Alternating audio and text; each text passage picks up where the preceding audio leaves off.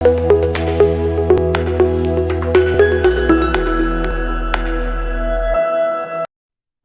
નવનિયુક્ત રાષ્ટ્રપતિ Donald Trump સત્તા પર આવતા જ અમેરિકામાં ગેરકાયદે ઘૂસણખોરી કરીને ગયેલા અને ત્યાં રહેતા લાખો ગુજરાતીઓ સહિત વિશ્વના આશરે 1.25 કરોડ ગેરકાયદે ઘૂસણખોરોને ખદેડવાની તૈયારીમાં લાગી ગયા છે.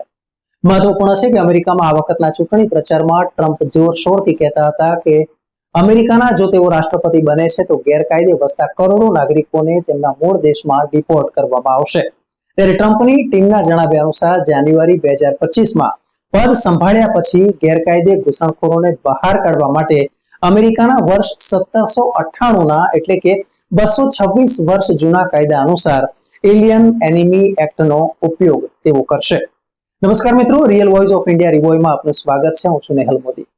આ કાયદા અનુસાર રાષ્ટ્રપતિને અધિકાર છે કે તેઓ 14 વર્ષથી વધુ ઉંમરની કોઈ પણ વ્યક્તિ કે જે ગેરકાયદે હોય તેને અમેરિકામાંથી બહાર કાઢી શકે છે.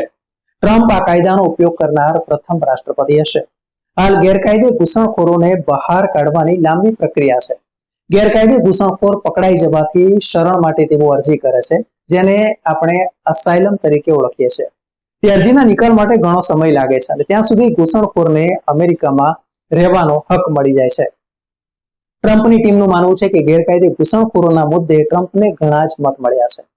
ટ્રમ્પના વોટરોમાંથી 24% ગેરકાયદે ઘૂસણખોરીને મુદ્દે તેમણે ટ્રમ્પને મત આપ્યો છે. આ મુદ્દો મોંઘવારી પછી બીજા ક્રમે છે.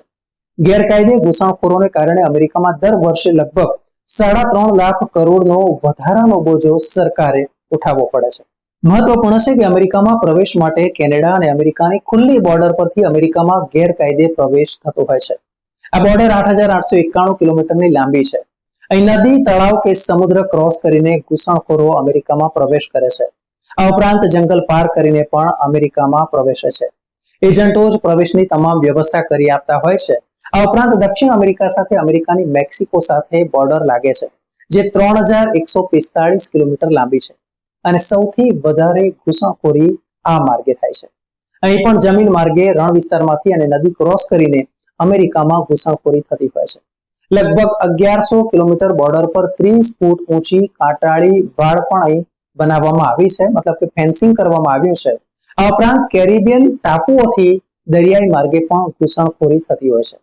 ટ્રમ્પે ગેરકાયદે ઇમિગ્રન્ટ્સને રોકવા માટે મેક્સિકો અને કેનેડાની સરહદે જે યુએસ રાજ્યો આવેલા છે ત્યાં નેશનલ ગાર્ડ તૈનાત કરવાની યોજના તેઓ બનાવી રહ્યા છે. આ વખતે 16 સરહદી રાજ્યોમાંથી 10માં ટ્રમ્પની પાર્ટીની જીત થઈ છે.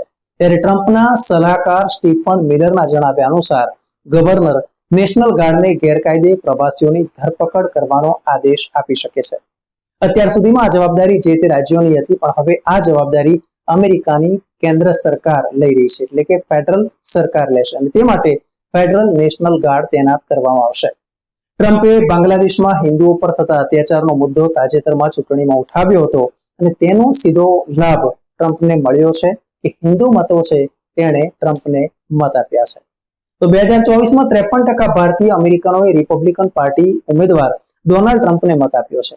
2020ની ચૂંટણીમાં 44% ભારતીયોએ ટ્રમ્પને મત આપ્યો હતો. ત્યારે એવું માનવામાં આવે છે કે સ્વિંગ સ્ટેટ જોર્જિયા અને પેન્સિલ્વેનિયામાં ટ્રમ્પની જીતમાં ભારતીયો મહત્વપૂર્ણ રહ્યા છે. અહીં એશિયન માઇગ્રન્ટ ગ્રુપમાં ભારતીયોની સંખ્યા સૌથી વધારે છે. ત્યારે હવે આગામી સમયમાં જો ટ્રમ્પ ગેરકાયદે ઘૂસણખોરી મુદ્દે વધુ કડક પગલાં લેશે તો ચોક્કસથી ગેરકાયદે રહેતા ભારતીયોની ચિંતામાં વધારો થશે. મિત્રો, માહિતીસભર વિડીયો જોવા માટે અમારી ચેનલને સબસ્ક્રાઇબ કરો. વિડીયો પસંદ આવે તો તેને લાઈક આપશો.